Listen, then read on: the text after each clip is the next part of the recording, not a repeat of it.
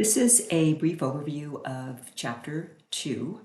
In this chapter, the focus is economic inequality.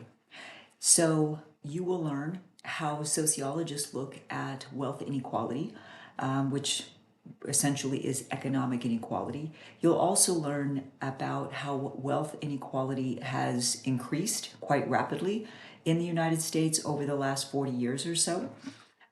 You'll learn a couple of theories that try to explain why this happens.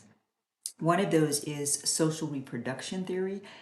It's the idea that families reproduce wealth from one generation to the next. We can also think of it as generational or intergenerational wealth, meaning that a family builds up wealth and they are able to pass off much of that wealth to their children, so their children start off better off, and so on and so on. You can think about this in families such as the Rockefellers, the Vanderbilts, the DuPonts, etc., from the 19th century, but also even more recently, families who have wealth so that they can send their children to better educational institutions, which will then mean that they have a shot at going to more prestigious colleges and universities, which then should lead to having the ability to have careers in positions that someone who lacks such a pedigree might be able to get.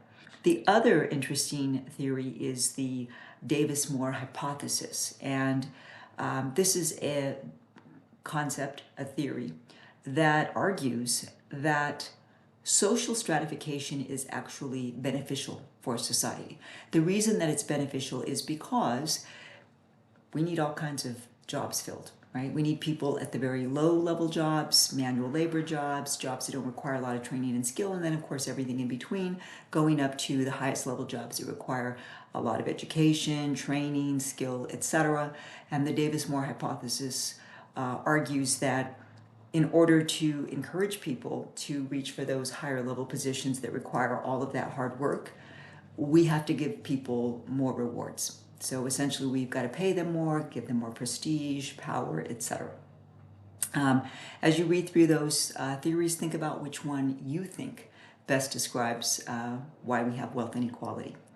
You'll also focus on some of the inequalities within society that have an effect or an influence on the economic inequality. So racial inequalities, educational inequalities, sexism, inequalities in access to healthcare, etc. How all of these contribute to the kind of economic inequality we see in the U.S.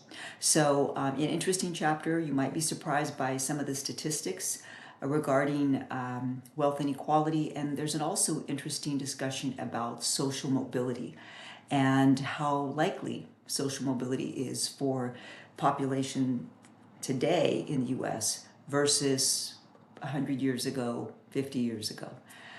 I hope you enjoy learning about economic inequality in this chapter.